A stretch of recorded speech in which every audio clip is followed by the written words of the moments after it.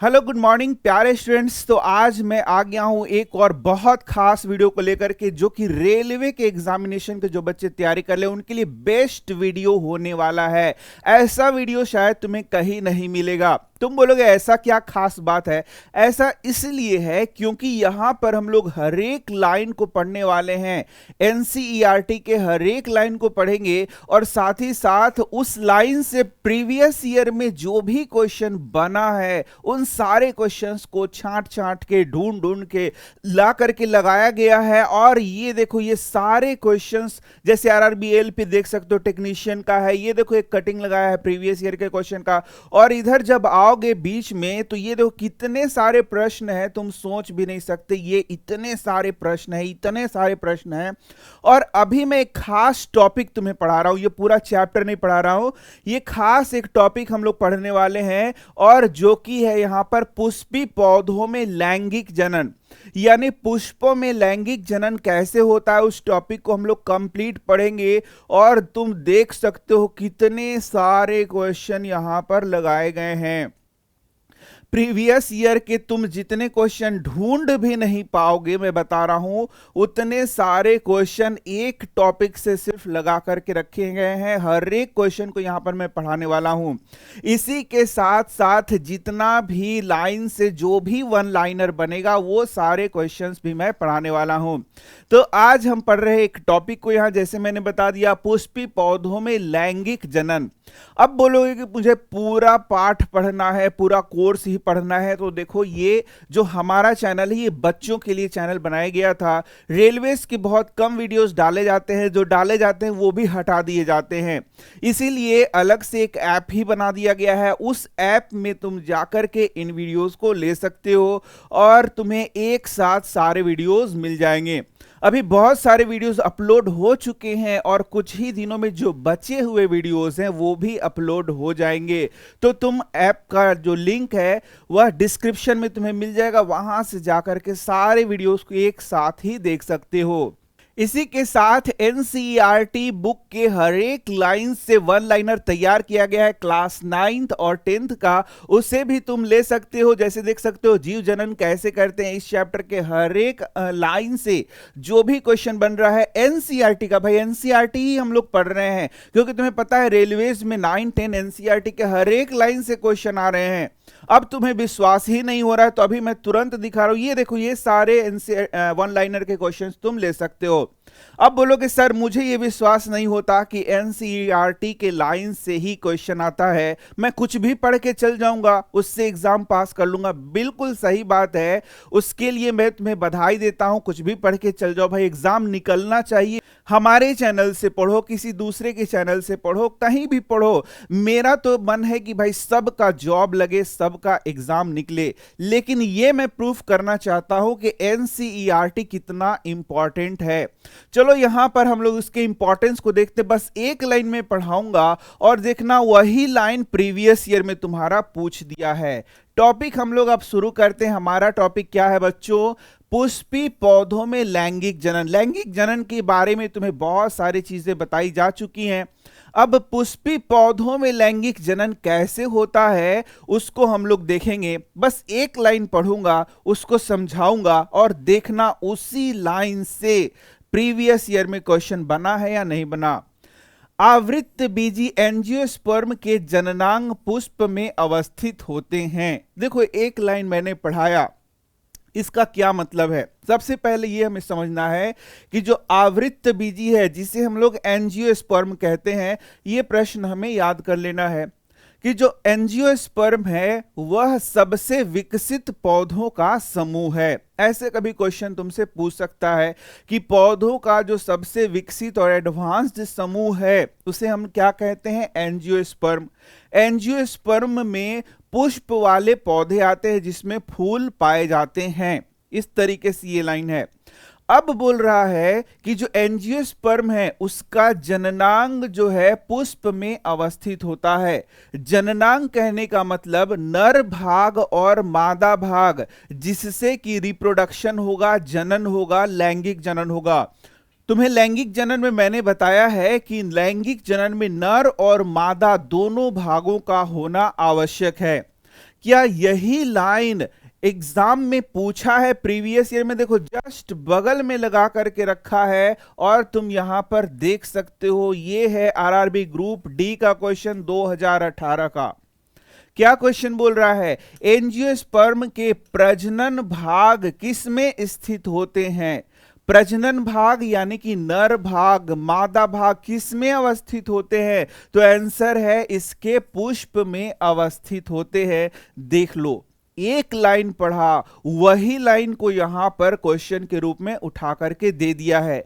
इसीलिए मैं बोलता हूं एनसीईआरटी बहुत महत्वपूर्ण है। पूरा कोर्स बनाते समय और जो अभी चल ही रहा है, मैंने देखा कि बहुत सारे प्रश्न डायरेक्ट एनसीईआरटी के लाइन को उठा करके दे दिया गया है। जो ऑप्शन है, ऑप्शन में भी एनसीईआरटी के लाइन को ही दिया है, इधर उधर से नहीं दिया है। तो सोच लो एनसीईआरटी कितना जरूरी है। चलो तो अब आगे हम लोग पढ़ाई अपना अच्छे से करते हैं। अभी तो मैं बस दिखा रहा था, तो सिंपल सा मैंने जैसे बताया, यदि हम पौधों को देखें, एक एंजियोस्पर्म पौधे को देखें, यहां पर देखो मैंने बना रखा है। तो इस पौधे में दो भाग हमें देखने को मिलेंगे। पहला जो भाग है उसे हम बोलते हैं कायिक भाग। यहां देख सकते हो एंजियोस्पर्म में ये जो भाग है कायिक भाग है। कौन कौन सा कायिक भाग है? इसका जड़, तना, पत्तियां, ये सब इसके कायिक भाग कहे जाते हैं। इसी तरीके से इसमें जो बर्ड्स निकलता है, इस प्रकार से कलिकाएं निकलती हैं, उसे भी हम लोग कायिक भाग कहते हैं। ये भी प्रश्न तुम्हारा बनता है। तो यहां से भी प्रश्न पूछता है कि पौधों के कायिक भाग से जब नए पौधों का विकास होता है तो उसे हम क्या कहते हैं? इसका उत्तर है कायिक प्रवर्धन कहते हैं, जिसके बारे में पहले पिछले टॉपिक में पूरा बहुत डिटेल पढ़ाया है। और तुमने देखा था कि कैसे एनसीईआरटी के हर एक लाइन से वहां भी प्रश्न था। तो यदि तना के द्वारा, जड़ के द्वारा, पत्तियों के द्वारा, कलिकाओं के द्वारा रिप्रोडक्शन होता है तो उसे हम लोग कायिक प्रवर्धन या वेजिटेटिव प्रोपागेशन कहते हैं। तो कायिक प्रवर्धन को हम लोग अलैंगिक जनन के रूप में ही मानते हैं। लेकिन अब यदि प्रश्न पूछे कि पौधों में लैंगिक जनन कहां होता है, तो हमारा सीधा सा आंसर है कि पौधों में लैंगिक जनन पुष्पों के द्वारा होता है, क्योंकि पुष्प में ही नर भाग और मादा भाग प्रेजेंट होते हैं। तो चलो हम लोग अब थोड़ा सा पुष्प के स्ट्रक्चर को देख लेते हैं, थोड़ा उसके संरचना को देख लेते हैं। पुष्प के संरचना को हम लोग को याद करना है। पुष्प के संरचना से बहुत सारे प्रश्न तुमको एग्जाम में पूछे जाएंगे। यदि हम लोग एक पुष्प की संरचना को देखें, यहां देखो एक पुष्प की संरचना को दिखाया गया है। तो पुष्प में कुल मिला के कितने भाग होते हैं? हम लोग बोलेंगे मुख्यतः 4 भाग होते हैं जो कि पुष्प में पाए जाते हैं। वे कौन कौन से 4 भाग हैं? पहला भाग जो है उसे हम क्या बोलते हैं? बाह्य दल। दूसरा जो भाग है उसे हम लोग बोलते हैं दल। तीसरा जो भाग है उसे हम बोलते हैं पुंकेसर। और चौथा जो भाग है उसे हम क्या बोलते हैं? स्त्रीकेसर। और ये जो चारों भाग हैं वह यहां पर थैलमस पर लगे होते हैं, यानी कि ये जो थैलमस है इसी के ऊपर ये चारों भाग क्या होते हैं? लगे हुए होते हैं। इससे भी प्रश्न है, मैं दिखाऊंगा तुम्हें।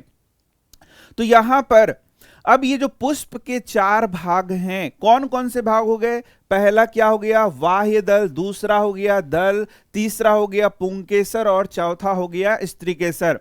अब तुमसे पूछेगा इसमें से जो जनन भाग है वह कौन सा है? क्वेश्चन है कि भाई इसमें से जनन कौन सा भाग है? तो आंसर है पुंकेसर और स्त्रीकेसर, ये दोनों जनन भाग कहलाते हैं। यानी पुष्प में जो नर जनन भाग है, नर जनन भाग को हम लोग पुंकेसर के नाम से जानते हैं, और जो स्त्री जनन भाग है उसे हम लोग स्त्रीकेसर के नाम से जानते हैं। तो क्या 4 भाग तुम्हें पता चल गया? ये सब कहां है? यहां पर थैलमस पर है, या पुष्पासन इसको कह सकते हैं, इस पर ये अवस्थित हैं। तो क्या इतना ही पढ़ना है? नहीं, अब नर जनन भाग के सारे पार्ट्स को पढ़ना है, मादा जनन के भाग सारे पार्ट्स को भी हम लोग को पढ़ना है। परंतु अभी हम लोग क्वेश्चन की ओर बढ़ेंगे और एनसीईआरटी का 1-2 लाइन पढ़ करके सारे क्वेश्चन को हम लोग देखेंगे जो जो पढ़ रहे हैं उससे जितने भी प्रश्न बनते जा रहे हैं उन सब क्वेश्चंस को हम लोग करते जाएंगे। आप पुष्प के विभिन्न भागों के विषय में पहले ही पढ़ चुके हैं। यहां देखना, सबसे पहला जो भाग है वह क्या है, बाह्य दल। दूसरा है दल, जिसे हम लोग पंखुड़ी भी कहते हैं। बाह्य दल इसे हम लोग अंकुड़ी कहते हैं, दल को हम लोग पंखुड़ी कहते हैं। फिर हो गया पुंकेसर एवं स्त्री केसर। जब तुम एक उड़हुल का फूल देखोगे तो तुम्हें बाहर में हरा हरा दिखता है, तो बाहर में जो हरा हरा भाग दिखता है उसे हम लोग बाह्य दल कहते हैं। जब ये जो फूल है या पुष्प है कली की अवस्था में रहता है तब ये बाह्य दल उसकी सुरक्षा करता है। जब पुष्प बड़ा होता है तो फिर दल सामने पूरा अच्छे से दिखना शुरू होता है। ये दल क्या करता है, कीटों को अपनी ओर आकर्षित करता है। इसी दल को पंखुड़ी के नाम से जानते हैं। अब यहां पर बाह्य दल और दल की संख्या अलग अलग पुष्पों में अलग अलग हो सकती है, तो ये सब उतना डिटेल पढ़ाया नहीं गया है। आगे हम लोग देखते हैं, पुंकेसर एवं स्त्री केसर पुष्प के जनन भाग हैं। ये देखो, ये जो लाइन है डायरेक्ट एनसीईआरटी का लाइन है और तुम्हें पता भी है, और इससे डायरेक्ट क्वेश्चन भी अभी तुरंत मैं दिखा रहा हूं। जिनमें जनन कोशिकाएं होती हैं, इसका मतलब जो जनन के लिए कोशिकाएं हैं, कौन सी कोशिकाएं हैं, तो हम जानते हैं जो नर भाग है उसमें नर युग्मक बनता है। नर युग्मक क्या है, नर जनन कोशिका है, और मादा युग्मक क्या है, मादा जनन कोशिका है। ठीक है, ये याद रखना है। नर जनन कोशिका को क्या कहते हैं, नर युग्मक। मादा जनन कोशिका को क्या कहते हैं, मादा युग्मक। यही तो आपस में मिलेंगे, यही आपस में मिलेंगे और मिलने को हम लोग निषेचन कहते हैं। मिल करके क्या बनता है, युग्मनज या जाइगोट बनेगा। फिर ये किसमें क्या बनेगा, भ्रूण का निर्माण करेगा, और यही जो भ्रूण है बीज में रहता है। ये प्रक्रिया होती है पुष्पों में। तो यदि शुरू से तुमने चैप्टर पढ़ा होगा तो ये लैंगिक जनन बहुत बढ़िया से समझ में आ रहा होगा। हालांकि मैं एक बीच से टॉपिक पढ़ा रहा हूं, तो यदि तुम्हें लैंगिक जनन नहीं पता तब तो कुछ भी नहीं समझ में आ रहा होगा, ऐसा भी हो सकता है। ठीक है, चलो, तो यहां पर हम लोग अब क्वेश्चन को देख लेते हैं। कौन से क्वेश्चन को देख रहे हैं सर? यार प्रीवियस ईयर क्वेश्चन देख रहे हैं। यहां देखते जाओ प्रीवियस ईयर क्वेश्चन। देखो 2022 का ग्रुप डी का क्वेश्चन आया है, एक पुष्प के प्रजनन अंग होते हैं। अरे भाई, कौन से प्रजनन अंग होते हैं? तो पुंकेसर और स्त्री केसर। देखो डायरेक्ट एनसीईआरटी से क्वेश्चन है कि पुंकेसर और स्त्री केसर को क्या कहते हैं, उसका प्रजनन अंग कहते हैं। पुष्प के जनन भागों में जनन कोशिकाएं होती हैं। अभी यही हम लोग पढ़ रहे थे कि किस जनन भाग में जनन कोशिका होती है। यहां देखो, अब जब ऐसा आएगा क्वेश्चन जनन कोशिका, अब ये कहां से क्वेश्चन पूछ दिए, तो एनसीईआरटी में लिखा ही नहीं है।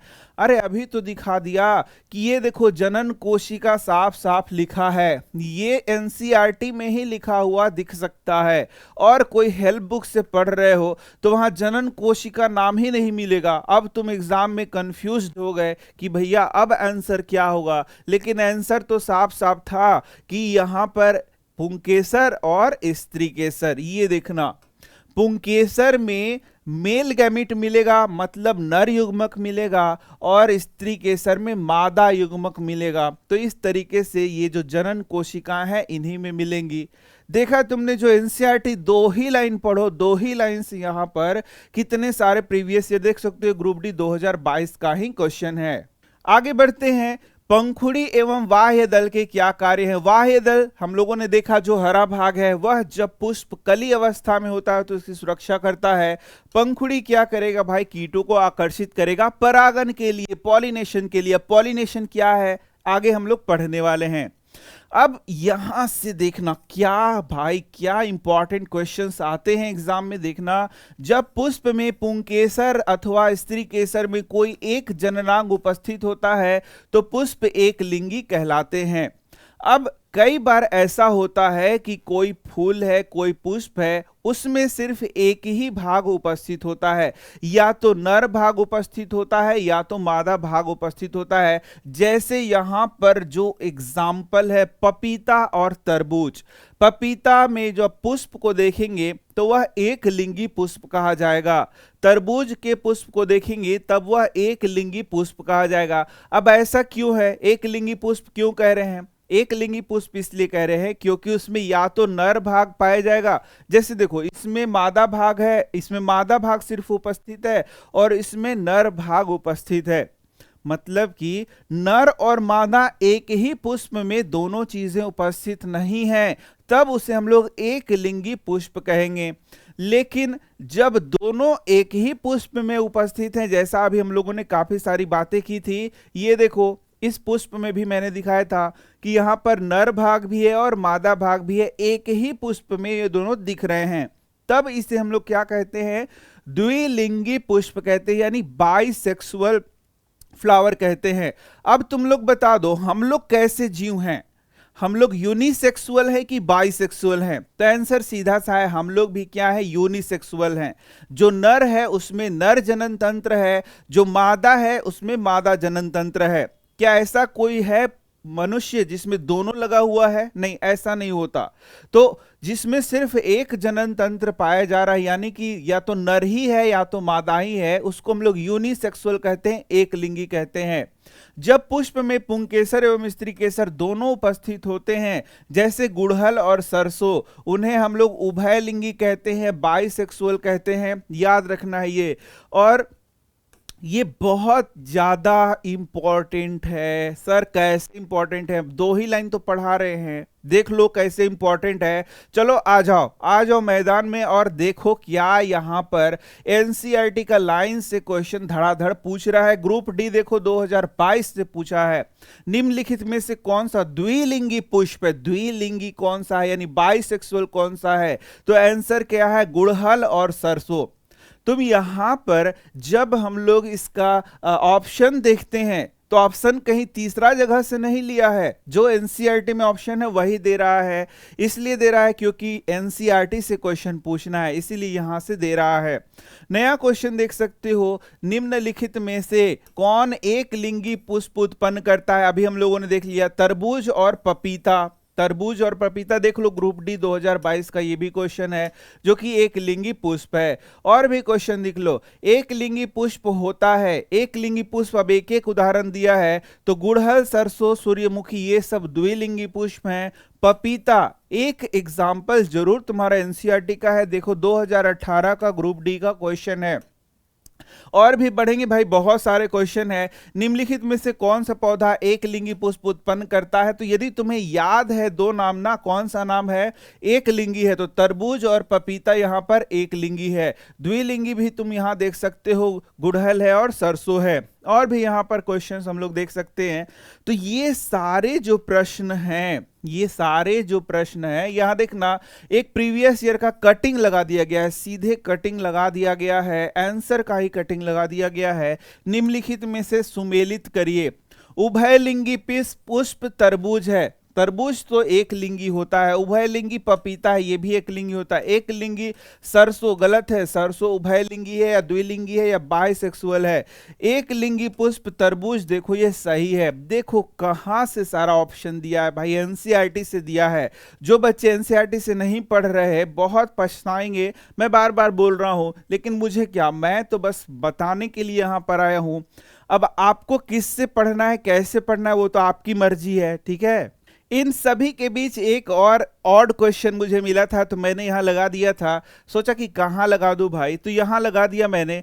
निम्नलिखित में कौन सा जीवित जीवाश्म वृक्ष का उदाहरण है? तो आंसर गिंगो बाइलोबा इसको कहते हैं। और गिंगो बाइलोबा जो है वह एक जीवित जीवाश्म माना जाता है, लिविंग फॉसिल के नाम से उसे हम लोग जानते हैं। तो ये नाम तुम याद कर सकते हो। आरआरबी एनटीपीसी का एक क्वेश्चन यहां पर दे रखा है। तो अभी हम लोगों ने पुष्प के 4 भागों को पढ़ा। अब हम लोग जो पुंकेसर है उसके और भाग को पढ़ेंगे। स्त्री केसर को अब थोड़ा डिटेल में हम लोग पढ़ेंगे। यहां देखो, सबसे पहले हम लोग देखते हैं पुंकेसर, यानी कि जो नर भाग है वो।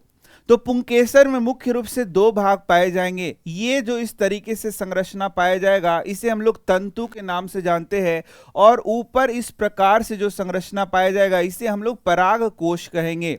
ये जो पराग कोश दिख रहा है इसी के ऊपर पराग कण पाया जाता है। एकदम सीक्वेंस हमें याद रखना है। और यही जो पराग कण है इसी में नर युग्मक का निर्माण होता है। यदि हम लोग सीक्वेंस बनाएं तो जो पराग कोश है, पराग कोश के ऊपर क्या पाया जाएगा? तो आंसर है इसके ऊपर पराग कण पाया जाएगा। एकदम याद कर लेना है। देखो, सिर्फ पढ़ने से कुछ नहीं होता, कुछ चीजें याद करना है। पराग कोश है, पराग कोश के ऊपर मतलब पराग कोश में ही बनता है, लेकिन ऊपर मैं बोल रहा हूं। तो पराग कोश में क्या पाया जाएगा? पराग कण पाया जाएगा। और इसी पराग कण में क्या होता है? नर युग्मक होता है, या फिर नर युग्मक का निर्माण होता है। इस तरीके से हम लोग कह सकते हैं। भाई, हम लोगों ने देखा है कि सेक्सुअल रिप्रोडक्शन में हमें दो चीजें चाहिए, नर युग्मक और मादा युग्मक। तो जो नर युग्मक का निर्माण हो रहा है वो कहां हो रहा है? नर भाग में। नर भाग कौन सा है? पुंकेसर।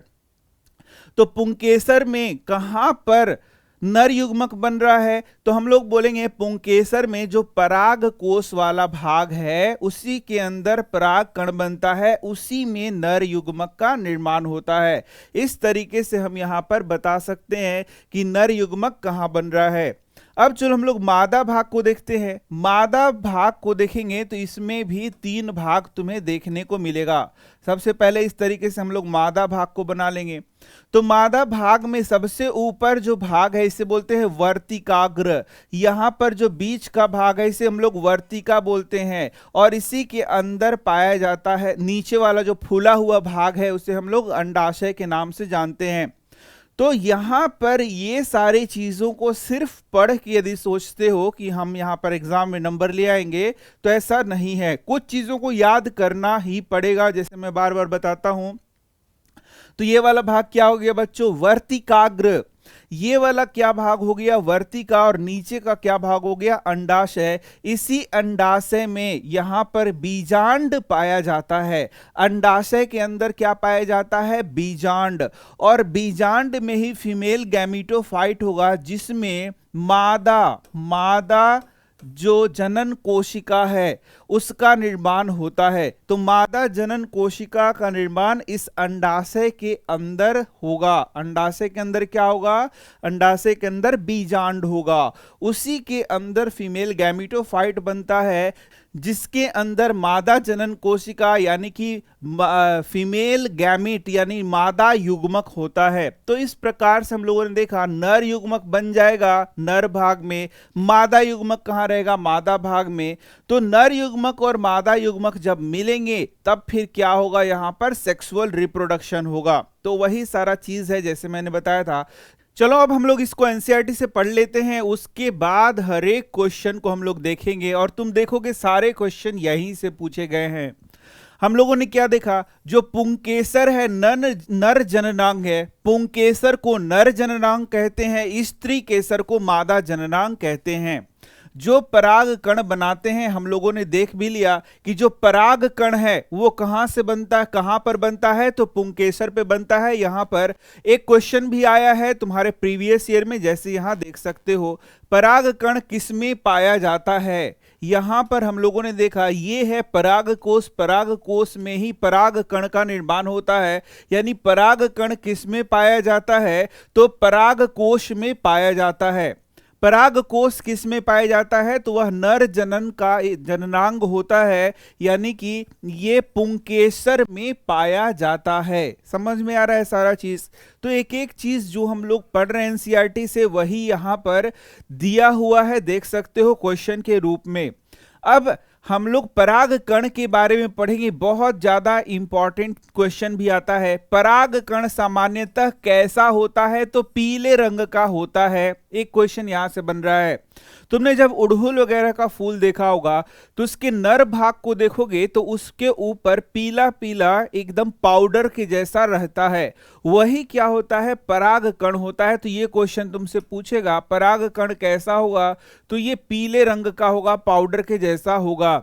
इसी पराग कण के अंदर क्या होता है? जल्दी से बता दो। नर युग्मक होता है। आपने देखा होगा कि जब आप किसी पुष्प के पुंकेसर यानी नर भाग को छूते हैं तो हाथ में एक पीला पाउडर लग जाता है। इसे ही हम लोग क्या कहते हैं, पराग कण कहते हैं, जैसे यहां देख रहे हो। यह भी क्वेश्चन पूछ सकता है। स्त्री केसर पुष्प के केंद्र में अवस्थित होता है, यह भी क्वेश्चन आता है कि स्त्री केसर कैसा भाग है। हम बोलते हैं यह मादा भाग है। स्त्री केसर कहाँ होता है, तो ये देखो स्त्री केसर केंद्र में होता है। यहाँ चित्र में देख सकते हो, ये स्त्री केसर का यहाँ पर चित्र दिखाया गया है और ध्यान से देखो तो ये केंद्र में यहाँ पर है। ये देखो ये थैलमस, ये इसे हम लोग क्या कहते हैं, थैलमस कहते हैं, पुष्पासन हिंदी में कहते हैं। उसी पर ये सारा पुष्प व्यवस्थित होता है, अरेंज्ड होता है। ये भी क्वेश्चन प्रीवियस ईयर में आया है कि पुष्प के सारे भाग कहाँ लगे रहते हैं, तो थैलमस में लगे रहते हैं या पुष्पासन में लगे रहते हैं। तो यदि हम लोग बात करें स्त्री केसर की, तो इसके भाग भी मैंने बता दिए। ऊपरी भाग को वर्तिकाग्र, बीच के भाग को वर्तिका और नीचे अंडाशय। अंडाशय है, इसी के अंदर क्या होता है, अंडाशय के अंदर ही बीजांड होता है और बीजांड में फीमेल गैमेटोफाइट होगा, यहीं पर मादा युग्मक होगा। ठीक है, तुमने सेक्सुअल रिप्रोडक्शन पढ़ा है तो तुम्हें पता है, देखना ध्यान से, नर युग्मक यहां बन रहा है, यहां पर क्या बन रहा है, नर युग्मक, और यहां पर क्या बन रहा है, मादा युग्मक। तो जो नेक्स्ट स्टेप हम लोग पढ़ेंगे उसमें देखेंगे कि कैसे जो नर युग्मक है फिर मादा युग्मक से यहां पर मिलेगा, मिलने के बाद निषेचन होगा, निषेचन के बाद क्या बनेगा, जाइगोट, जाइगोट से भ्रूण बनेगा और भ्रूण से बीज, भ्रूण जो है बीज के अंदर रहता है। तो ये सब आगे पढ़ेंगे। अभी तो हम लोग मादा जनन अंग के बारे में ही पढ़ रहे हैं। तो भाई बहुत आसान सा चीज है, चीजों को याद रखना है। यहाँ पर ये जो टॉपिक है इसमें नाम वगैरह काफी सारे नाम याद रखना होगा, तब तुम कर सकते हो। यह पुष्प का मादा जननांग है, कितनी बार हम लोगों ने पढ़ लिया। यह 3 भागों से बना रहता है, ये भी क्वेश्चन पूछेगा। मादा जननांग में कितने भाग होते हैं, तो 3 भाग होते हैं। ऊपर का भाग क्या है, वर्तिकाग्र है, बीच का वर्तिका है और नीचे क्या है, अंडाशय। ये 3 भाग से ये बना रहता है। एनसीईआरटी में भी देख सकते हो लिखा है। आधार पर, आधार मतलब नीचे, फूला हुआ भाग, उभरा फूला भाग है जिसे अंडाशय कहते हैं। ये भी प्रीवियस ईयर में, अभी मैं दिखाऊंगा, क्वेश्चन के रूप में आया है। किसका भाग है ये, स्त्री केसर का भाग है। ठीक है, मध्य में लंबा भाग होता है जिसे वर्तिका कहते हैं। शीर्ष भाग वर्तिकाग्र होता है, यानी कि ऊपर का भाग क्या होता है, वर्तिकाग्र होता है। ये सब मैंने अभी तुरंत दिखा दिया है। जो प्रायः चिपचिपा होता है, ये भी क्वेश्चन आता है। वर्तिकाग्र कैसा होता है, तो आंसर है वो चिपचिपा होता है। हर एक लाइन से देखो, मैं भी क्वेश्चन तुम्हें बताता चल रहा हूं। प्रीवियस ईयर में भी वो क्वेश्चन आया है। तो बताओ, यदि अब नेक्स्ट बार तुमसे एग्जाम में पूछेगा तो क्या तुम आंसर कर सकते हो, बिल्कुल कर सकते हो आसानी से। मैंने ये भी बता दिया, जो अंडाशय है उसमें बीजांड होता है। बार बार मैं इसे दिखा भी रहा हूं, यहां देख लो। ये जो अंडाशय तुम्हें दिखाया गया, यहां पर क्या है, अंडाशय। ये देखो, ये है अंडाशय, इसी के अंदर बीजांड होता है। थोड़ा सा एक और चित्र में हम लोग देख सकते हैं अंडाशय और बीजांड को। यहां पर देखो, यहां बड़ा अच्छा से दिखाया गया है। ये जो नीचे का भाग है इसे हम अंडाशय कह रहे हैं और इसी के अंदर ये क्या हो गया, बीजांड हो जाता है। और बीजांड में तुम देख सकते हो यही फीमेल गैमेटोफाइट है, जिसके अंदर कौन बैठा है, मादा युग्मक बैठा है, मतलब मादा युग्मक यहां पर बनता है। तो इस तरीके से ये चित्र भी बहुत ही इंपॉर्टेंट है। जैसे मैंने बार बार बताया है, चित्र से बहुत इंपॉर्टेंट क्वेश्चन आएगा। ये चित्र मान लो तुम्हें दे देगा। अब खास बात यह है कि सारा एनसीईआरटी का ही चित्र तुम्हें रहेगा, इधर उधर का चित्र तुम्हें नहीं देगा। यहां पर कुछ नाम मान लो डिलीटेड रहेगा और बोलेगा कि ये क्या है, ये क्या है, ये क्या है, ऐसे कुछ नाम यहां पर लिखा हुआ नहीं रहेगा। यही प्रश्न के रूप में तुमसे पूछ सकता है, तो तुम्हें फिर यहां पर उन चीजों को बताना होगा। बीजांड के बारे में तुमने समझ लिया, अंडाशय के बारे में समझ लिया, तथा प्रत्येक बीजांड में एक अंड कोशिका होता है। यह भी क्वेश्चन है। जो अंड कोशिका है या फीमेल गैमीट है वह कहां होता है, तो हम बोलेंगे बीजांड के अंदर होता है। बीजांड के अंदर फीमेल गैमेटोफाइट होता है, जिसके बारे में यहां नहीं लिखा है, सीधे लिखा है कि बीजांड के अंदर ही मादा युग्मक होगा, अंड कोशिका होगा, बस यही। अब देखना, पराग कण द्वारा उत्पादित नर युग्मक अंडाशय की अंड कोशिका मादा युग्मक से संयोजित हो जाता है। जनन कोशिकाओं के इन युग्मन अथवा निषेचन से युग्मनज बनता है, जिससे नए पौधे में विकसित होने की क्षमता होती है। तो जैसा हम लोगों ने बार बार सेक्सुअल रिप्रोडक्शन पढ़ा है, लैंगिक जनन पढ़ा है, लैंगिक जनन में हम लोगों ने क्या पढ़ा है उसी को यहाँ पर समझना है। बस सिंपल सा यहाँ पर लिखा हुआ है, ध्यान से समझो।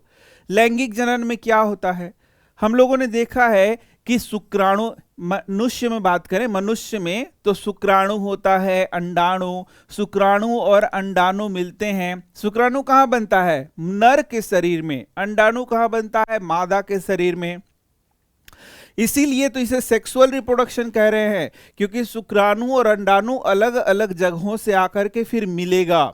तो ये शुक्राणु मादा के शरीर में जाएगा और उसके अंडाणु से मिलेगा।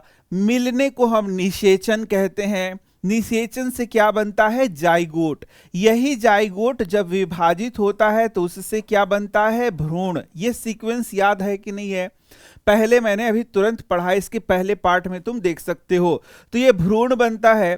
अब ये भ्रूण से ही शिशु बनता है। यदि मनुष्य की बात करें तो भ्रूण से ही क्या बनेगा, शिशु बनेगा, होता है ना ऐसा। तो ये मनुष्य की बात कर रहे हैं। अब यदि हम प्लांट्स की बात करें तो यहां भी सेम टू सेम सारा चीज वही है। यहां भी एक नर युग्मक होगा, एक मादा युग्मक। नर युग्मक और मादा युग्मक आपस में मिलेंगे, यहां भी युग्मनज का निर्माण होगा, यानी जाइगोट का निर्माण होगा। इससे भ्रूण बनेगा और ये जो भ्रूण है फिर बीज में रहेगा। ये जो भ्रूण है कहाँ रहता है, बीज में। फिर जब बीज को हम लोग लगाएंगे तो बीज से पौधे का निर्माण होता है। तो ये सारा चीज यहां पर दिया गया है। तो इस पे हम लोग बढ़ रहे हैं। ये जो चित्र दिखाया गया है ये सारा इसी से रिलेटेड है, उसी को हम लोग आगे बहुत अच्छे समझने का कोशिश करेंगे। अभी तो हम लोग भाई जो फ्लावर है उसके पार्ट्स पर ही अटके हुए हैं, उसी से इतना क्वेश्चन प्रीवियस ईयर में है, इतना क्वेश्चन है कि हर एक क्वेश्चन को तो अभी पढ़ना बाकी ही रह गया है। देख लो कितना सारा क्वेश्चन है, सब प्रीवियस ईयर का देख सकते हो। एलपी का है, आरआरबी एलपी टेक्नीशियन का। प्रजनन के लिए फूलों में आवश्यक अंग कौन सा है, देख लो कौन सा है। तो आंसर सीधा सा है, कौन सा है भाई, पुंकेसर और स्त्री केसर। पुंकेसर नर भाग है, स्त्री केसर मादा भाग है, ठीक है।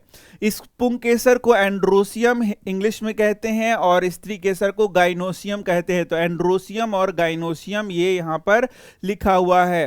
पुष्प में स्त्री केसर का शीर्ष भाग जो होता है, देखो यहाँ शीर्ष लिखा हुआ है, एग्जैक्ट जो हमारा एनसीईआरटी में है वैसे ही यहाँ पर लिखा हुआ है कि जो शीर्ष भाग है उसे क्या कहते हैं। तो आंसर क्या है, इसे हम लोग वर्तिकाग्र कहते हैं। देखो इस एनसीईआरटी से ही है, अभी शीर्ष हम लोगों ने पढ़ा था, यहाँ साफ साफ लिखा है कि यहाँ पर इसका शीर्ष भाग को हम लोग वर्तिकाग्र कहते हैं। ये देखो एनसीईआरटी से लिखा हुआ है। एनसीईआरटी का ही लाइन को दिया हुआ होता है। शीर्ष के जगह ऊपर का भाग भी लिख सकता था, लेकिन ऊपर नहीं लिख करके शीर्ष लिख रहा है। तो समझो कि ये सारा एनसीईआरटी के शब्दों को लेकर के क्वेश्चन यहां बनाया गया है। तो यहां पर उसी से प्रश्न तुमसे पूछे गए। इधर से हम लोग एक लाइन से अब इधर बढ़ते हैं, ध्यान से देखना। चलो एक एक फटाफट करते हैं। फूल का मादा प्रजनन कौन है, तो आंसर है स्त्री केसर। आरआरबी ग्रुप डी का क्वेश्चन यहां देख सकते हो। अब फटफटा के करते हैं क्वेश्चन को। फूल के किन जनन भागों में जनन कोशिकाएं होती हैं। जनन कोशिकाएं, नर जनन कोशिका, मादा जनन कोशिका। तो आंसर तो तुम्हें पता ही है, पुंकेसर और स्त्री केसर। देखो 2022 का ही ये क्वेश्चन है। पराग कण के द्वारा क्या उत्पन्न होता है, अभी तुरंत हम लोगों ने कि पराग कण किसके द्वारा उत्पन्न किया जाता है। हम लोगों ने देखा था कि ये जो पराग कोश है इसी में पराग कण होगा। तो पराग कोश हमारा आंसर हो जाएगा। देखो आरआरबी ग्रुप डी का ही ये क्वेश्चन है। देखो एक चित्र से संबंधित प्रश्न है। चित्र से संबंधित प्रश्न में डायरेक्ट यहां पर फीमेल पार्ट को दे दिया गया है, यानी स्त्री केसर को दे दिया गया है। इसके विभिन्न भागों को पूछ रहा है। तुम तो एकदम फट से आंसर कर सकते हो। ये है वर्तिकाग्र, ये है वर्तिका और ये क्या है, अंडाशय। तो ए बी सी है यहाँ पर। तो ए बी सी यहाँ पर हम लोग देख सकते हैं। देखो वर्तिकाग्र है, वर्तिका है और क्या है, अंडाशय। तो यही आंसर हमारा सही होगा।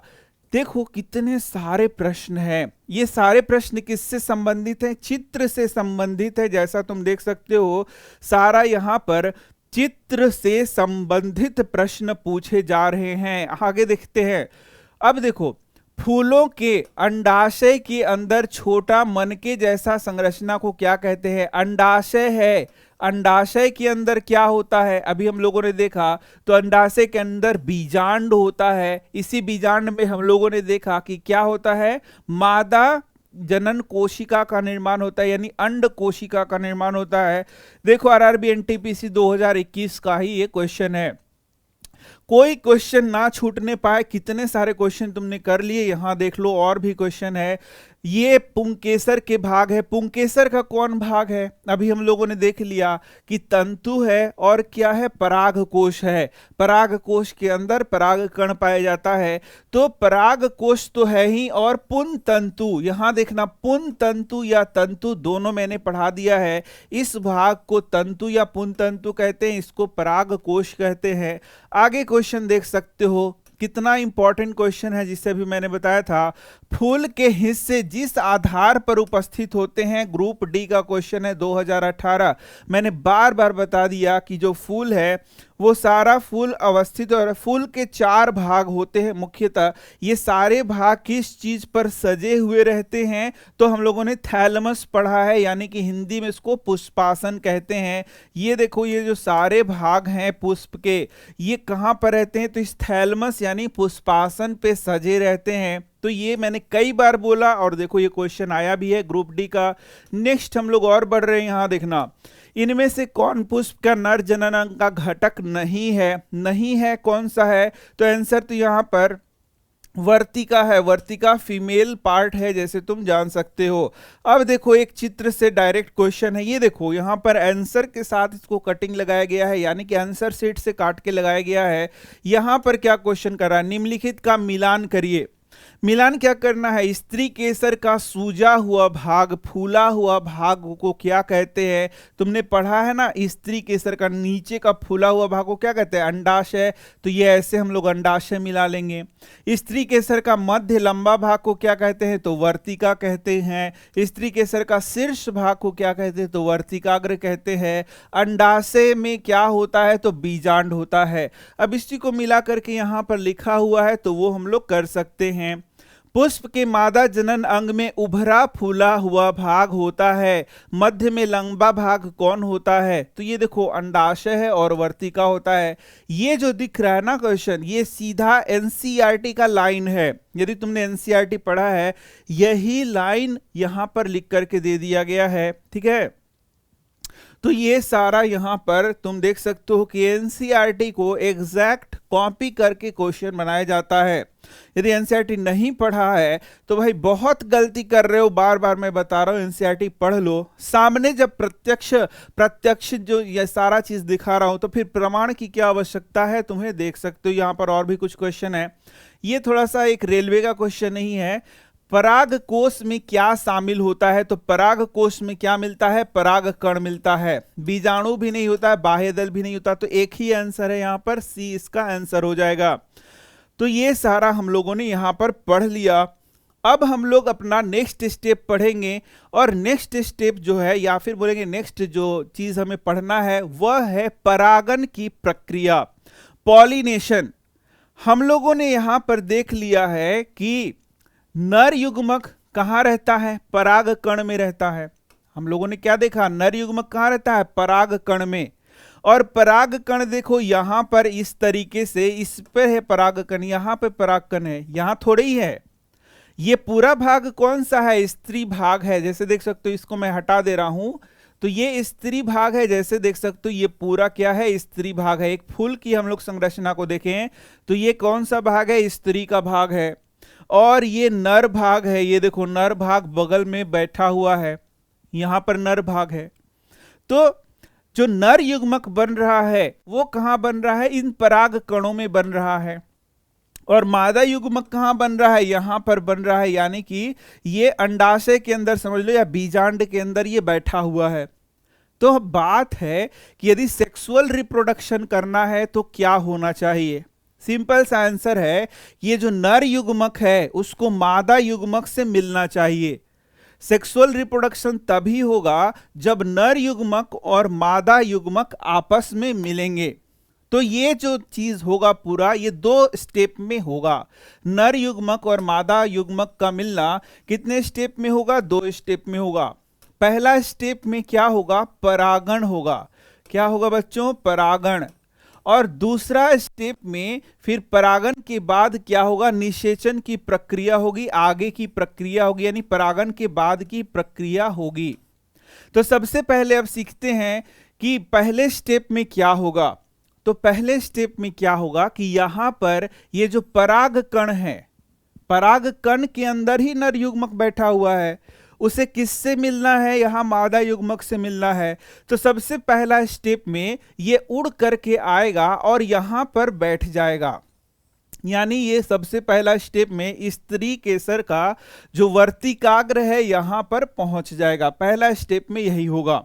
समझ में आ रहा है कि यहां से जो पराग कण है, और भी यहां पर बहुत सारे जो मेल पार्ट है, यहां भी पराग कण है, ये सब यहां पर उड़ के आएंगे और यहां पर बैठ जाएंगे। ठीक है ना, क्योंकि नर और मादा बहुत सारे भाग है यहां पर। तो इस तरीके से बहुत सारा नर का जो भाग है, मादा एक ही है, यहाँ नर जो है बहुत सारे यहाँ पर तुम्हारा क्या बोलते हैं, पुंकेसर ज्यादा संख्या में होता है। ये पहला स्टेप समझ रहे हो या नहीं समझ रहे हो, ये बताओ। बिल्कुल समझ रहे होगे कि पहला स्टेप में क्या होगा सर, कि ये जो पराग कण है वो उड़ करके या किसी भी तरीके से वर्तिकाग्र पर पहुंच जाएगा। तो इसी को हम लोग परागन के नाम से जानते हैं। इसी को क्या कहते हैं? परागन। यानी पराग कण का वर्तिकाग्र पर पहुंचना ही क्या कहलाता है? यही कहलाता है परागन। तो ये पहला स्टेप, जैसे मैंने बताया, तुम देख सकते हो पहला स्टेप में परागन हो गया, मतलब कि यहां पर पराग कण पहुंच गया। देख लो यहां पर क्या पहुंच गया? पराग कण। और ये जो प्रक्रिया हो इसे हम लोग परागन या पॉलिनेशन के नाम से जानते हैं। पॉलिनेशन अच्छे से पढ़ा दे रहा हूं, पॉलिनेशन के प्रकार भी पढ़ा दे रहा हूं और उससे संबंधित प्रश्न भी मैं पढ़ा दे रहा हूं। लेकिन थोड़ा दूसरे स्टेप की ओर बढ़ते हैं। तो अब क्या होता है, जब पराग कण यहां पर पहुंच जाता है तो फिर पराग कण में इस नली के जैसा यहां पर संरचना बनता है, जिसे हम लोग पराग नली बोलते हैं। और ये जो नर युग्मक तुम्हें ये दिख रहा है, ये पराग नली से होते हुए इधर अंदर की ओर आता है और अंत में मादा युग्मक से मिल जाता है और इस प्रकार से निषेचन की प्रक्रिया होती है। समझ में आ गया?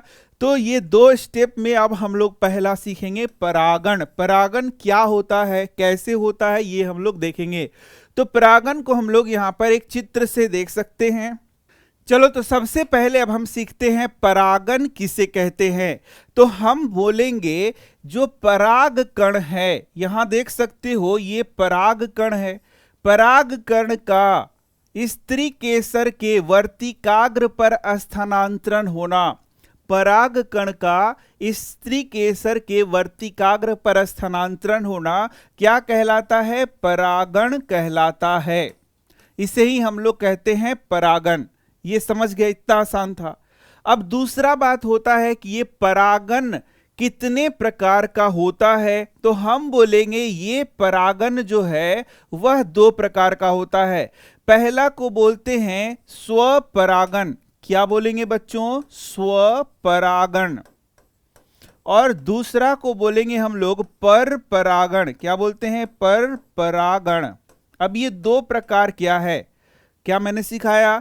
ये जो परागण की प्रक्रिया है 2 प्रकार की होगी। एक को कहते हैं स्वपरागण यानी सेल्फ पॉलिनेशन, और एक को कहते हैं पर परागण यानी क्रॉस पॉलिनेशन। अब ये क्या होता है, इसके लिए हम लोगों ने 2 पौधे लिए हैं। एक पौधा यहां है, एक पौधा यहां है। यदि बोला जाए स्वपरागण किसे कहेंगे, तो स्वपरागण उसे कहेंगे जब ये जो एक ही पौधा है, यहां देखो एक ही पौधा में परागण की प्रक्रिया हो रही है। इसी पौधे में परागण की प्रक्रिया यदि हो रही है, मतलब यहां का जो पराग कण है इसी के पुष्प में आकर के गिर रहा है, तो उसे हम लोग क्या कहेंगे? स्वपरागण। लेकिन कभी कभी ऐसा होता है कि यहां से जो पराग कण उड़ता है वह दूसरे फूल में यानी दूसरे प्लांट के पुष्प में भी चला जाता है। तो इस तरीके से यदि ये परागन की प्रक्रिया होगी तो इसे हम लोग पर परागन कहेंगे। बहुत सीधा सा अंतर है कि यदि सेम प्लांट का जो फूल है उसी में परागन की प्रक्रिया हो रही है तो उसे स्वपरागन कहेंगे। लेकिन कभी कभी ये जो पराग कण हैं इस फूल से उड़ करके दूसरे फूल में, तीसरे फूल में, चौथे फूल में, दूसरे प्लांट के फूल में पहुंच जाते हैं, फिर परागन की प्रक्रिया होती है तो उसे हम लोग पर परागन कहते हैं। अब चलो इसको एनसीईआरटी से पढ़ लेते हैं और परागन से संबंधित प्रीवियस ईयर के सारे क्वेश्चन को भी हम लोग अब देख लेंगे। उसके बाद हम लोग निषेचन की ओर बढ़ेंगे। सबसे पहले अब हम लोग किसको पढ़ेंगे? परागन को पढ़ेंगे। चलो यहां देखो एनसीईआरटी में सब चीज लिखा हुआ है, एक एक लाइन को हम लोग यहां पर पढ़ लेते हैं। तो चलो अब एनसीईआरटी में सबसे पहले तो परागन क्या होता है वो बता दिया है। पराग कणों का पुंकेसर से वर्तिकाग्र तक जो स्थानांतरण होगा उससे हम लोग क्या कहेंगे? परागन कहेंगे या उसको पॉलिनेशन कहेंगे।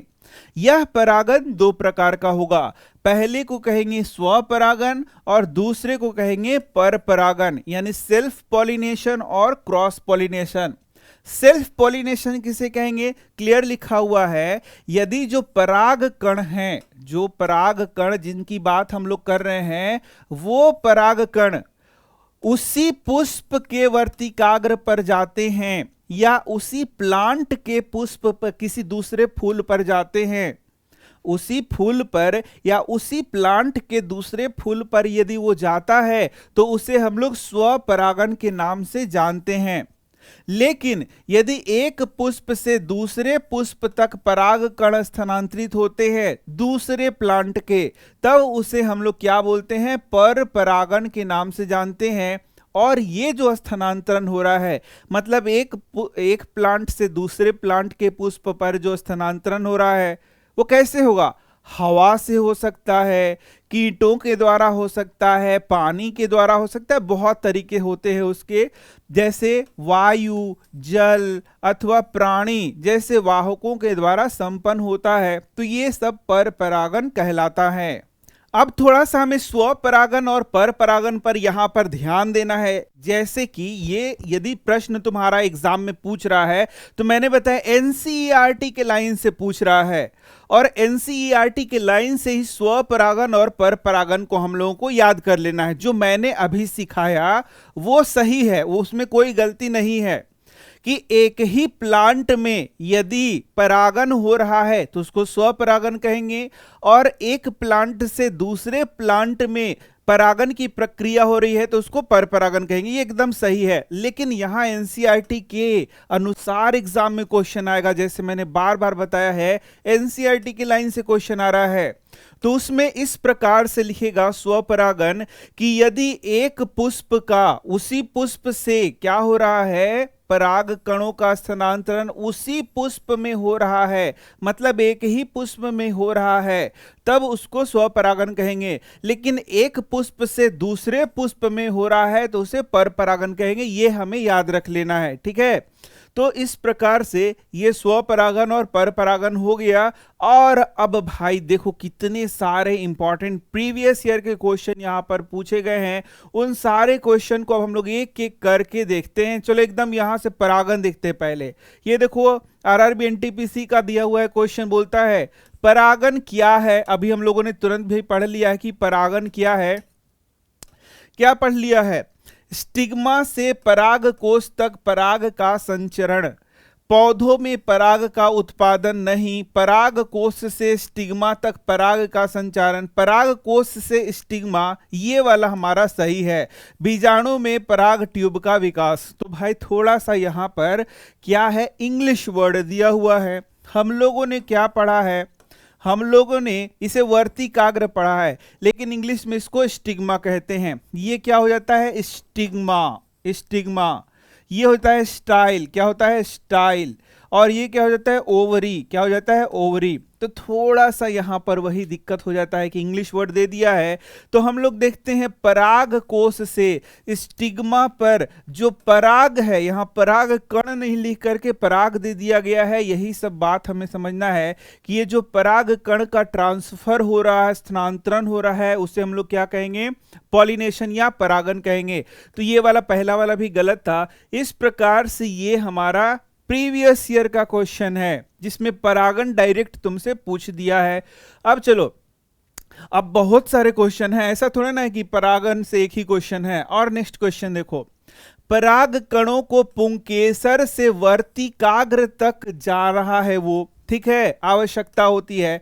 यदि पराग कणों का यह स्थानांतरण उसी पुष्प के वर्तिकाग्र पर होता है, उसी पुष्प, देखना ध्यान से, एनसीईआरटी का लाइन है इसलिए मैंने बता दिया, यदि उसी पुष्प पर होता है तो उसे हम लोग स्वपरागन कहते हैं।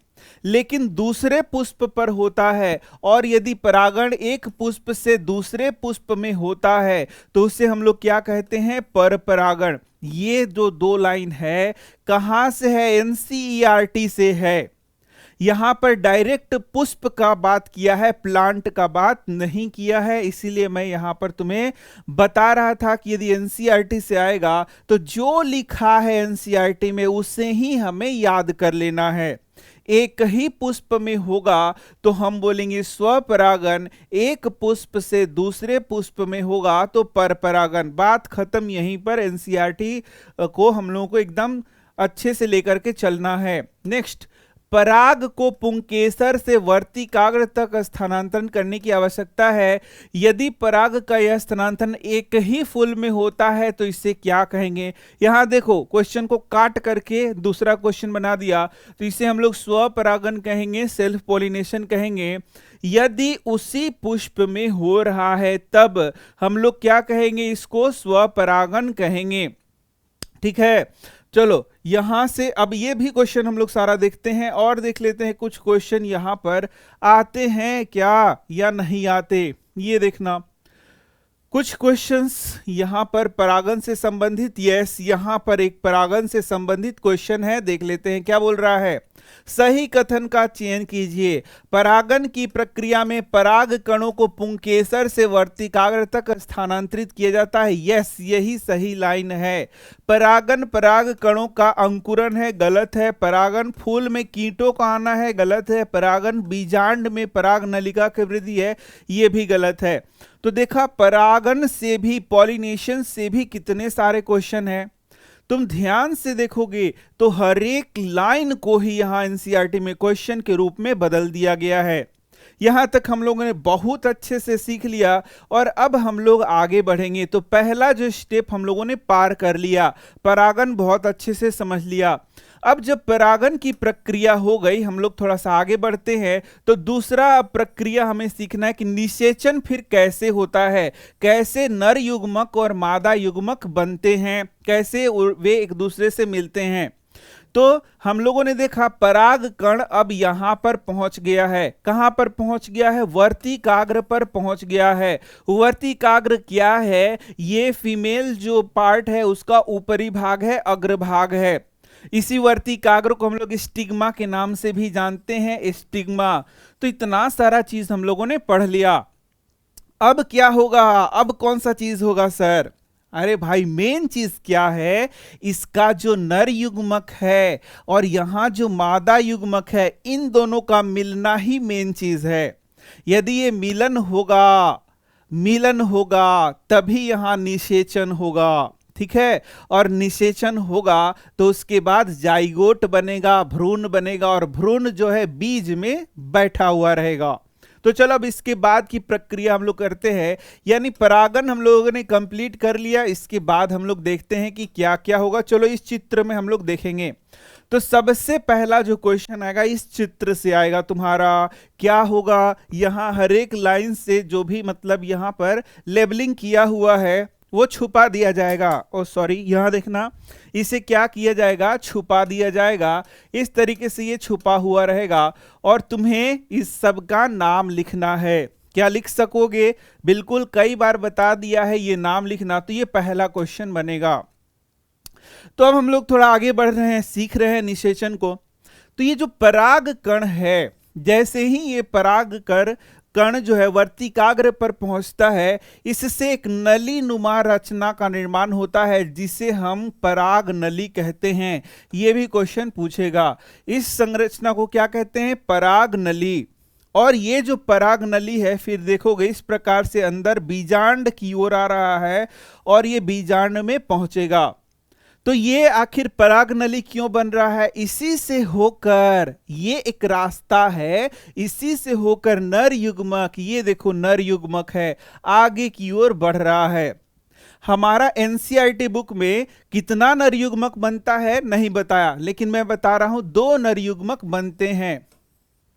कितने नर युग्मक बनते हैं? 2, लेकिन एक के बारे में ही यहां चर्चा है। तो ये जो नर युग्मक है आगे बढ़ रहा है, आगे बढ़ रहा है, आगे बढ़ रहा है, और आगे बढ़ते बढ़ते फिर यहां पर कौन मौजूद है भाई? फीमेल नर मादा युग्मक यहां पर मौजूद है।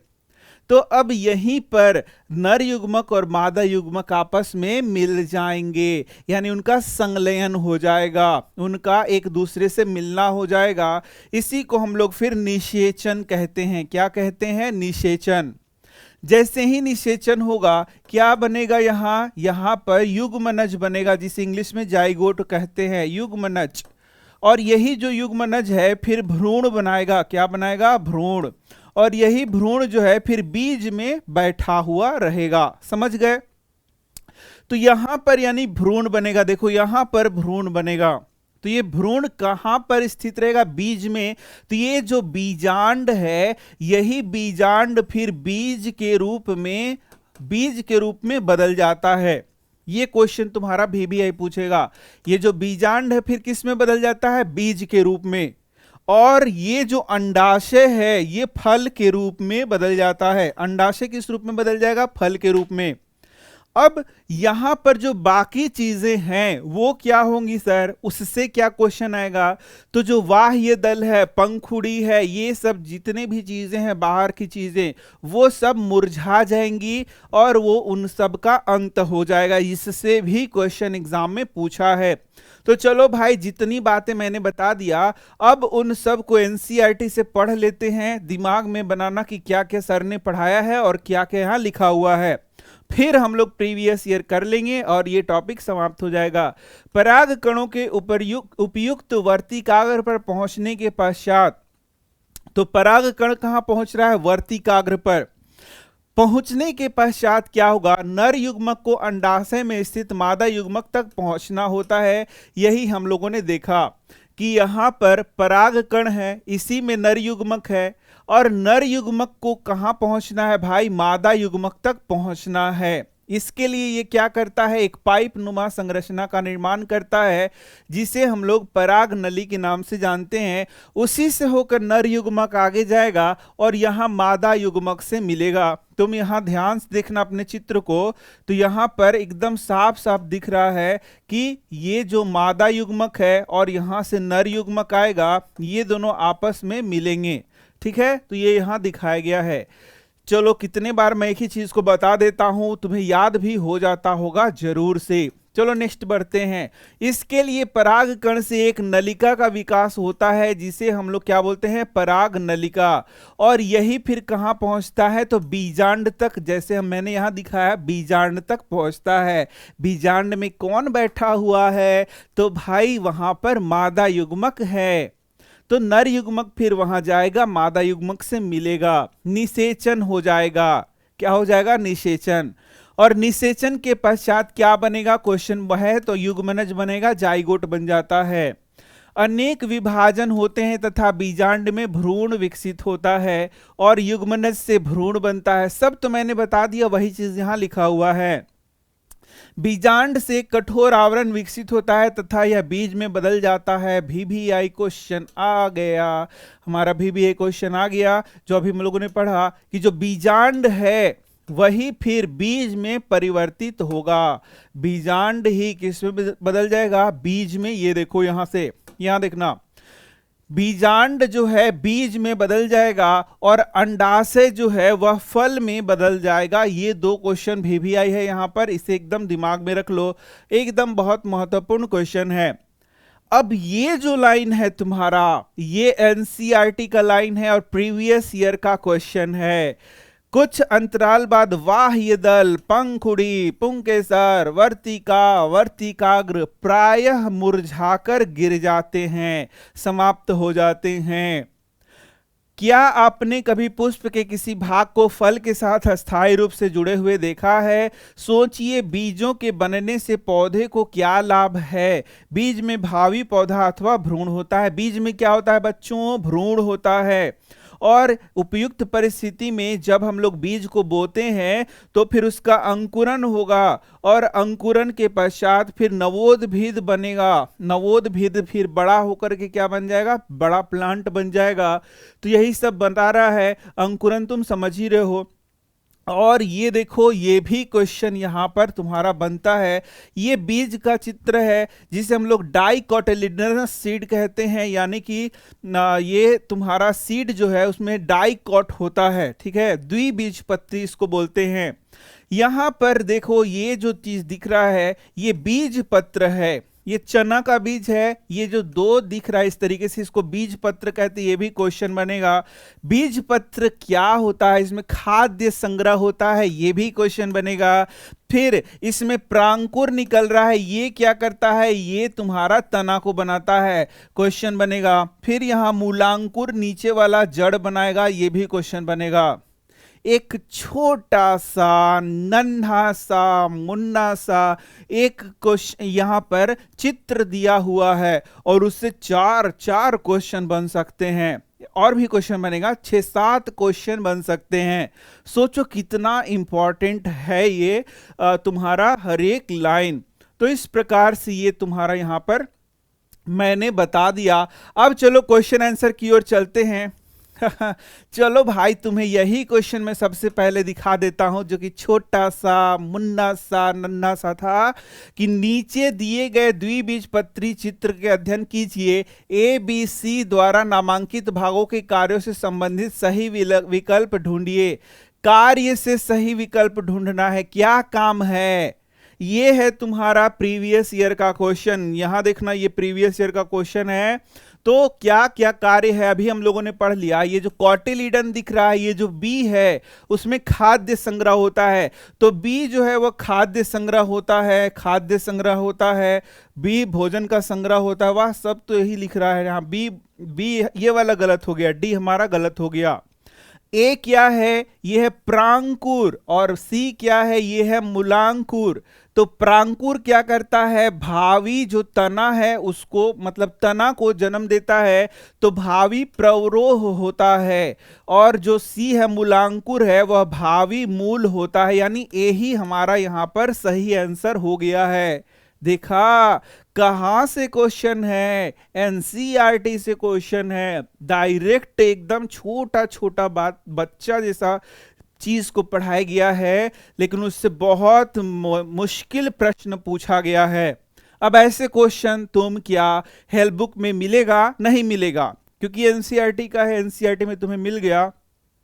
और ये बताओ, इसको कौन पढ़ना चाहता है, कौन याद करना चाहता है? सोचता है कि अरे इससे क्वेश्चन आएगा, क्या क्वेश्चन आएगा? देख लिया ना, सब प्रीवियस ईयर का क्वेश्चन है, आया हुआ क्वेश्चन है। और ये यहां भी एक क्वेश्चन यहां इस तरीके से लगा हुआ है। तो ये तो हम लोगों ने पढ़ लिया है भाई। यही है एनसीईआरटी का महत्व।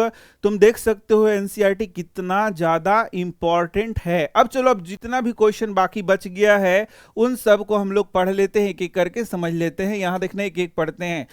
चलो, तो यहां पर ग्रुप डी 2022 का ही एक क्वेश्चन पढ़ते हैं, जो कि बहुत कंफ्यूजिंग भी है। यदि सही से नहीं पढ़ो तो ये क्वेश्चन तुम्हारा गलत हो सकता है। पुष्पी पादपों में प्रजनन के संबंध में निम्न में से कौन सा कथन असत्य है? बोल रहा है एक पादप है, प्लांट है, जो कि पुष्पी पादप है, यानी कि इसमें फूल आते हैं। इस पुष्पी पादप में फूल आएगा, ये बोल रहा है। और इसके प्रजनन के बारे में बोल रहा है कि आखिर इसमें कैसे कैसे प्रजनन हो सकता है। पहला, प्रजनन बीजों के माध्यम से हो सकता है, एकदम सही है। हम तो जान ही रहे हैं कि यदि इसमें पुष्प है, इसमें नर और मादा दोनों भाग हैं, तो यहां पर बीज बनने का पूरा संभावना है।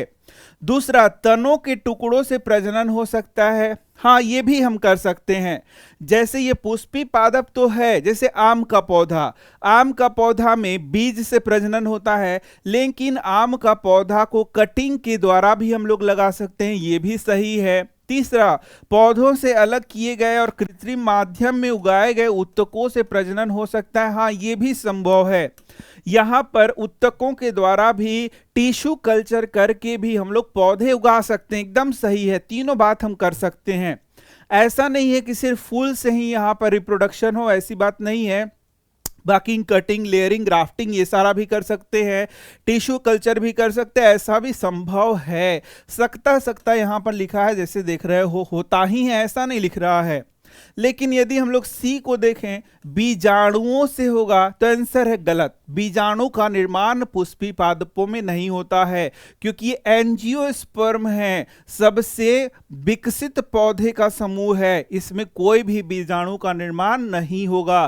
तो इस तरीके से देखा, ये कंफ्यूजिंग क्वेश्चन है, लेकिन हम लोग यहां पर इसका आंसर कर सकते। लगातार मैं क्वेश्चन बता रहा हूं, यहां ध्यान से देखना, कहां से आ रहा है देखना। पराग कण को वर्तिकाग्र पर स्थानांतरित करने के बाद सबसे पहले उसका क्या होता है, जरा सोचो क्या होता है। तो हम लोगों ने देखा था, जो पराग कण है उससे पराग नलिका बनेगी, यानी पराग कण का अंकुरन होता है और उससे पराग नलिका बनता है। यह नाभिक को बीजांड में विमुक्त करने के लिए घुल जाता है, गलत है। यह नाभिक को बीजांड में स्थानांतरित करने के लिए एक नलिका विकसित करता है, यह सही है। नर युग्मक बनाने इसका अर्धसूत्री विभाजन हो जाता है, ऐसा कुछ नहीं है। यह अंडाशय तक पहुंचने के लिए वर्तिका से होकर गुजरता है, ऐसा भी कुछ भी नहीं है। हम लोग देखेंगे कि यहां पर किसकी बात कर रहा है, पराग कण की बात कर रहा है। ये क्या करता है, तो जो पराग कण है, क्या अंडाशय से जाता है, अंडाशय से वर्तिका से होकर के जाता है? नहीं, वो थोड़ी जाता है। क्या ये घुल जाता है? ना, ये घुलता भी नहीं है। नर युग्मक बनाने इसका अर्धसूत्री विभाजन हो जाता है, तो पराग कण का अर्धसूत्री विभाजन नहीं होता। पराग कण के अंदर जो न्यूक्लियस है उसमें अर्धसूत्री विभाजन होगा। यह नाभिक को बीजांड में स्थानांतरित करने के लिए एक नलिका विकसित करता है। बिल्कुल, यह नाभिक को बीजांड में स्थानांतरित करने के लिए एक नलिका बनाएगा, जिसे हम लोग क्या कहेंगे, पराग नलिका के नाम से जानते हैं। तो ये भी क्वेश्चन थोड़ा सा टफ है, जैसे तुम देख सकते हो। निम्नलिखित में कौन बढ़ते भ्रूण के लिए पोषक उत्तक का कार्य करेगा, ये यहां नहीं बताया गया है, लेकिन आंसर है एंडोस्पर्म, इसे याद कर लेना है। एंडोस्पर्म क्या होता है, जो भ्रूण को पोषण देने का काम करता है। ये एकदम अलग से क्वेश्चन दिया है, इसे हमें याद करना है। और ये कैसे बनता है, तो डबल फर्टिलाइजेशन के द्वारा बनता है। अब डबल फर्टिलाइजेशन क्या है यहां पर नहीं बताया गया, लेकिन हमें इसे याद कर लेना है, डबल फर्टिलाइजेशन क्या होता है। अब देखो, एक काफी टफ क्वेश्चन हो सकता है, लेकिन मैं बता दूं ये एकदम प्योर एनसीईआरटी बुक में लिखा हुआ है। निम्न में से कौन सा उपयुक्त परिस्थितियों में नवोद्भिद सीडलिंग के रूप में विकसित हो जाता है? भ्रूण, भ्रूणपोष, जीवावरण और बीजपत्र। तो आंसर सीधा सा है भ्रूण। अभी हम लोगों ने देखा, यही जो भ्रूण है वो विकसित हो जाता है। ये देखो यहां लिखा है, उपर्युक्त परिस्थितियों में नवोद्भिद में विकसित हो जाता है। कौन? ये भ्रूण। एकदम एनसीईआरटी का लाइन ही है जो वहां पर अभी लिखा हुआ था। इसलिए मैं बार बार बोल रहा हूं भाई कि जो क्वेश्चन बना रहा है वो एनसीईआरटी से है, जो आंसर बना रहा है वो भी एनसीईआरटी से है। एक दो क्वेश्चन एक्स्ट्रा जो हो रहे हैं वो भी मैं बता ही रहा हूं तुम्हें। नेक्स्ट क्वेश्चन बोल रहा है, निषेचन के बाद बीज में कौन सा चीज विकसित हो जाता है? तो आंसर है बीजांड। देखो आरआरबी ग्रुप डी का क्वेश्चन है। फल में कौन विकसित हो जाता है? तो अंडाशय फल में विकसित हो जाता है। और इस तरीके से ये भी बहुत इंपॉर्टेंट क्वेश्चन है। नेक्स्ट बोलता है, ये देखना, ये देखो भाई लोग, ये देखो ग्रुप डी 2022 का क्वेश्चन है। मैंने बोला था कि एनसीईआरटी का लाइन को ऐसे खींचेगा और उसको ऐसे चिपका देगा और एक क्वेश्चन बना देगा। क्या ये एनसीईआरटी का लाइन लग रहा है? निषेचन के बाद पुष्प के इन अंगों का पुंकेसर, वर्तिका, वर्तिकाग्र, दल, बाह्य दल का क्या होता है? क्या इसे हम लोगों ने पढ़ा है? जरा सोचो, दिमाग पर जोर दो। क्या ये लाइन कहीं आया था? क्या लाइन आया था कि इस अंतराल में जो बाह्य दल, पंखुड़ी, पुंकेसर, वर्तिका, वर्तिकाग्र का क्या होता है, तो ये प्रायः मुरझाकर गिर जाते हैं। देखा तुमने, कोई लाइन नहीं छोड़ता। जो प्रीवियस ईयर क्वेश्चन है, बहुत सारे प्रीवियस ईयर क्वेश्चन एक साथ ले आओ, जैसे मैंने किया है, बहुत मेहनत किया है। थोड़ा लाइक शेयर भी कर देना, अपने दोस्तों को भी थोड़ा बताना, तो तुम देखोगे कि हर एक लाइन से कुछ न कुछ न कुछ न कुछ क्वेश्चन जरूर बना है। तो ये देखो, अधिकांश पौधों में बाह्य दल के झड़ जाने अलावा सभी स्थायी होते हैं। एकदम गलत है, सभी स्थायी कहां होते हैं, सब झड़ जाते हैं। यहां देखना, पुंकेसर दल और बाह्य दल के अलावा वर्तिकाग्र, वर्तिका झड़ जाते हैं, सब यहां झड़ जाता है बोल रहा है। बाह्य दल के अलावा वे झड़ जाते हैं जो कुछ पौधे में स्थायी हो सकता है, यह भी गलत है।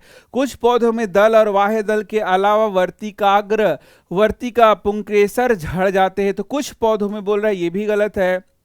यहां साफ लिख रहा है कि पुंकेसर दल, बाह्य दल के अलावा वर्तिकाग्र, वर्तिका झड़ जाता है। सीधे से यहां आंसर लिख रहा है कि ये सब क्या हो जाता है, झड़ जाता है, बात खत्म है। हालांकि इसमें भी बड़ा कंफ्यूजन है भाई, बड़ा कंफ्यूजिंग ये बना कर रखा है आंसर को। तो ऑप्शन में हम लोगों ने देखा, लिखा था कुछ पौधों में, लेकिन हमारे एनसीईआरटी में ऐसा कुछ पौधों करके नहीं दिया है। यहां सीधा लिखा है बाह्य दल, पंखुड़ी, पुंकेसर, वर्तिका, वर्तिकाग्र प्रायः झड़ जाते हैं, कुछ पौधों में झड़ जाते हैं, ऐसा नहीं दिया, इसलिए हम लोगों ने उसको आंसर किया है। हालांकि कंफ्यूजिंग तो वो बना ही दिया है। चलो अब हम लोग आगे बढ़ते हैं। भाई एनसीईआरटी से है तो एनसीईआरटी के क्वेश्चन को हम लोग देख रहे हैं, आंसर भी एनसीईआरटी के अकॉर्डिंग कर रहे हैं। निषेचन के लिए कौन सा प्रजनन अंग आवश्यक है? निषेचन करना है तो क्या चाहिए? थैलमस का कोई जरूरी नहीं है निषेचन में, बाह्य दल, पंखुड़ी का कोई जरूरी नहीं है, तो कौन सा आंसर होगा? परागकण एवं बीजांड। हाँ, ये आंसर सही होगा, ये कहीं ना कहीं यूज इसका हो रहा है। निषेचन के बाद पुष्प के इन अंगों पुंकेसर, वर्तिका, वर्तिकाग्र, दल और बाह्य दल का क्या होता है? तो ये तो हम लोगों ने कर लिया, अभी ये भी प्रश्न कर लिया है। आगे देखो, चलो बढ़ते हैं नेक्स्ट प्रश्न की ओर। एक पौधे के बीज में आगामी पौधे के रूप में क्या चीज होता है? तो आंसर क्या है? भ्रूण। बीज में क्या पाया जाता है? भ्रूण। देखो आरआरबी ग्रुप डी का क्वेश्चन यहां पर है, बीज के अंदर भ्रूण होता है जो कि आगे पौधे के रूप में विकसित होता है। अब यहां से सारा क्वेश्चन और हम लोग पढ़ लेते जो बचा हुआ है, ठीक है। यहां देखो, पुष्पी पादप में लैंगिक प्रजनन से संबंधित सही कथन का चयन कीजिए। तो हम जानते हैं वर्तिका पर परागकण से पराग नलिकाएं निकलती हैं और वर्तिका से होकर अंडाशय तक पहुंचती हैं, ये एकदम सही कथन है। और कुछ कथन पढ़ लेते हैं। निषेचन के बाद अंडाशय एवं बीज के रूप में विकसित हो जाता है। अंडाशय एक बीज में बनता है क्या? अंडाशय से फल बनता है, ये एकदम गलत है। बीज किससे बनता है? बीजांड से बनता है। निषेचन के बाद युग्मनज में बिना किसी विभाजन के भ्रूण बनता है? नहीं, जो युग्मनज है यानी जाइगोट है, इसमें कोशिका विभाजन होगा और कोशिका विभाजन के बाद भ्रूण बनेगा। ये कुछ चीजें जानने के लिए आवश्यक हैं क्योंकि इसमें यहां पर दे रखा है। निषेचन के बाद बीजांड फल में बन जाता है, एकदम गलत है। बीजांड से बीज का निर्माण होता है। तो इस तरीके से गलत ऑप्शन को भी थोड़ा समझना जरूरी होता है। गलत कथन फिर से बोलता है, गलत कथन देखिए, नर युग्मक और मादा युग्मक का संलयन निषेचन कहलाता है। तो नर युग्मक और मादा युग्मक का संलयन ही तो निषेचन कहलाता है, तो ये तो सही है भाई, गलत का चूज करना है। नर जनन कोशिकाएं परागकण द्वारा निर्मित होती हैं, बिल्कुल सही है। निषेचन से हमें युग्मनज मिलता है, बिल्कुल सही है। मादा युग्मक वर्तिकाग्र में उपस्थित होता है, गलती है। मादा युग्मक कहाँ रहता है? हम लोगों ने देख लिया है, जो अंडाशय है उसमें क्या रहता है? बीजांड। बीजांड के अंदर वो पाया जाता है। फीमेल गैमीटोफाइट हम लोगों ने पढ़ा है उसमें। अंकुरन के समय बीज का कौन सा भाग जड़ का निर्माण करता है? यहां देख सकते हो, ये है हमारा प्रांकुर। कहां चल गया? मूलांकुर, सॉरी मूलांकुर। मूलांकुर जो है वह किसका निर्माण करेगा? जड़ का। प्रांकुर भावी तने का निर्माण करेगा। इस तरीके से देखो, एनटीपीसी का ही क्वेश्चन है। ये जो हम लोगों ने पढ़ा है दिख रहा है छोटा, लेकिन कितने सारे क्वेश्चन इससे हैं देख सकते हो। और यहाँ पर कुछ क्वेश्चन हम लोग देख लेते हैं। यहाँ देखना, द्विनिषेचन डबल फर्टिलाइजेशन एनसीईआरटी में नहीं लिखा है, मैंने बता दिया है कि ये आवृत्तबीजी में होता है जो कि एंजियोस्पर्म है। आरआरबी जेई का प्रश्न है, थोड़ा सा ये टफ है, ऊपर लेवल का है तुम्हारे लिए। यहाँ देखना, बीज के 3 भाग नहीं दिया गया है, लेकिन यहां दिया गया है पौधे के बीज में खाद्य भंडार के रूप में क्या कार्य करता है। खाद्य भंडार के रूप में क्या रहता है, तो हम लोगों ने देखा था जो बीज पत्र है यानी कॉटिलीडन है। ये देखो, ये आरआरबी ग्रुप डी का क्वेश्चन है। तो ये इस तरीके से कितने सारे क्वेश्चन हैं, तुम देखते चले जाओ बस। निम्न में से कौन बीज अंकुरण के दौरान आगामी प्ररोह में विकसित होता है, तो प्रांकुर। देखो आरआरबी ग्रुप डी का ये भी क्वेश्चन है, और भी क्वेश्चन है यहाँ। पादप में प्रांकुर कहाँ पाया जाता है, तो पादप में जो प्रांकुर है वो बीज में पाया जाएगा। आरआरबी ग्रुप डी का क्वेश्चन है। प्रांकुर मूलांकुर से कितने सारे क्वेश्चन है भाई, बहुत सारे क्वेश्चन यहाँ पर दिए गए हैं। ये देखो, ये चित्र से हम लोगों ने यहाँ पर पढ़ लिया है। अब कुछ और क्वेश्चंस देख लेते हैं। पुष्प में से इनसे कौन सा भाग निषेचन के बाद फल के रूप में विकसित हो जाता है। देखो आरआरबी ग्रुप डी का ये भी क्वेश्चन है। तो अंडाशय फल के रूप में विकसित हो जाएगा, और जो बीजांड है उससे बीज बनेगा। अब मुझे उम्मीद है कि जितने भी मैं क्वेश्चन करा रहा हूं तुम्हें सब आंसर पता होंगे। निम्न में से क्या अंडप में उपस्थित होता है। अंडप, यहाँ वर्ड नहीं लिखा हुआ है, लेकिन ये जो बीजांड है, अंडप मतलब अंडाशय को लिख रहा है यहाँ पर, तो जो बीजांड है वह अंडप में उपस्थित होता है। ग्रुप डी का ही यहाँ क्वेश्चन देख सकते हो। यदि अंकुरित बीज में छुपे हुए भावी प्ररोह के प्रांकुर कहा जाता है, तो अंकुरित बीज में भावी मूल को यानी जो जड़ है उसको क्या कहेंगे, तो मूलांकुर कहेंगे। हम लोगों ने पढ़ लिया मूलांकुर। प्रांकुर से तो भाई कितने सारे क्वेश्चन हैं, चित्र से भी क्वेश्चन दे रखा है। पौधे के बीज में भ्रूण होता है जो उचित परिस्थितियों में अंकुरित हो जाता है। इस प्रक्रिया में इनमें से किस रूप में जाना जाता है, तो हम इसको क्या कहते हैं, अंकुरन कहते हैं। अरे भाई, तुम जब इतने सारे क्वेश्चंस को एक साथ देख रहे हो तो तुम्हें यह अनुभव जरूर हो गया होगा कि हर एक लाइन को क्वेश्चन बना दिया गया है। कोई भी एक लाइन बता दो जिससे क्वेश्चन नहीं है, कोई भी एक लाइन ऐसा नहीं है। ये देखो, यहां पर इस प्रक्रम को अंकुरन कहा जाता है। अंकुरन से भी क्वेश्चन दिया गया है जो कि प्रीवियस ईयर में है। तो इसीलिए यहां पर एनसीईआरटी पढ़ना बहुत जरूरी है, हर एक लाइन को अपने दिमाग में रखना बहुत जरूरी है। और यही कारण है कि मैंने और यशस्वी सर दोनों ने मिलके ये कोर्स तैयार किया है तुम्हारे लिए, जो कि आगे और अपलोड भी हो रहा है। मतलब वो हम लोग उसको और बना ही रहे हैं अभी तक। मतलब बहुत लेंदी है भाई, बहुत लेंदी है। एक एक छोटा छोटा टॉपिक एक एक घंटे का हो जा रहा है। हमारा उद्देश्य यही है कि तुम्हारा एग्जाम बहुत बेहतरीन ढंग से निकले, इसलिए इतना मेहनत किया जा रहा है। और तुम देख रहे हो जो बच्चे उससे पढ़ रहे हैं बहुत संतुष्ट भी हैं कि हाँ बहुत अच्छा ये कोर्स आया है। तो यशस्वी सर भी बहुत मेहनत कर रहे हैं इस कोर्स के लिए। चलो एक और क्वेश्चन यहाँ पर देख सकते हो, लिखा हुआ है पौधों में निषेचन के संबंध में निम्नलिखित में से कौन सा सही है। ये भी देखो प्रीवियस ईयर का कटिंग है। तो अंडाशय द्वारा निर्मित नर जनन कोशिका बीजांड में विद्यमान मादा जनन कोशिका के साथ संलयन करती है। तो अंडाशय में नर जनन बनता ही नहीं है, ये गलत है। बीजांड द्वारा नर जनन बनता ही नहीं है, ये भी गलत है। पराग कणों द्वारा नर जनन कोशिका सही है। वर्तिकाग्र में विद्यमान, तो मादा युग्मक वर्तिकाग्र में नहीं रहता, वो तो नीचे अंडाशय में रहता है। तो पराग कणों द्वारा निर्मित नर जनन कोशिका सही है। बीजांड में जो विद्यमान है मादा युग्मक, हम लोगों ने देखा कि यहां पर जो नीचे का भाग है वह अंडाशय है, अंडाशय में बीजांड है, बीजांड में मादा युग्मक रहेगा। तो इस प्रकार से देख सकते हो कितने सारे क्वेश्चन यहां पर तुम्हारे एग्जाम में पूछे गए हैं। और भी एक दो चार क्वेश्चन है, अब इतना मैं नहीं बताऊंगा, लगभग क्वेश्चन मैंने यहां पर करा दिया। तो इस तरीके से ये टॉपिक यहां पर समाप्त हो रहा है। इसी प्रकार के सारे वीडियोस आ रहे हैं हमारे ऐप पर। बच्चों मैं एक बात बता देना चाहता हूं, तुम ऐप पर जब कोर्स लेते हो तो पहले जाकर के सारे कंटेंट को 2 बार 4 बार देखो। जो फ्री कंटेंट है जिसको डेमो कहते हैं, 2 बार देखो, 4 बार देखो, 10 बार देखो।